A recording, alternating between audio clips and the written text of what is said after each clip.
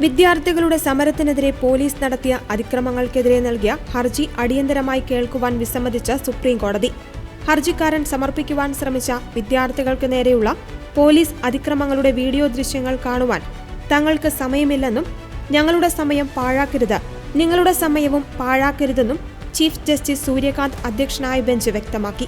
പരീക്ഷാ ക്രമക്കേടുകൾ, national testing ഏജൻസിയിലെ പരിഷ്കാരങ്ങൾ, കേന്ദ്ര വിദ്യാഭ്യാസ മന്ത്രി ധർമ്മേന്ദ്ര പ്രധാന്റെ രാജി ഉൾപ്പെടെയുള്ള ആവശ്യങ്ങൾ ഉന്നയിച്ച് ഡൽഹിയിൽ വിദ്യാർത്ഥികൾ നടത്തിയ ചലോ സൻസദ് പ്രതിഷേധ മാർച്ചിന് നേരെ ഡൽഹി പോലീസ് നടത്തിയ ലാത്തിചാർജിനും അടിച്ചമർത്തലിനും എതിരെ സമർപ്പിച്ച ഹർജിയിലാണ് സുപ്രീം കോടതിയുടെ ഈ പരാമർശം.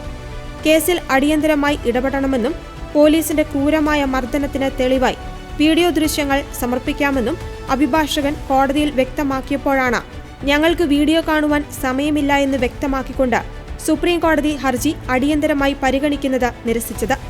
സമാനമായ വിഷയം മുൻനിർത്തി നൽകിയ ഹർജി അടിയന്തരമായി കേൾക്കുവാൻ ഡൽഹി ഹൈക്കോടതിയും നേരത്തെ വിസമ്മതിച്ചിരുന്നു.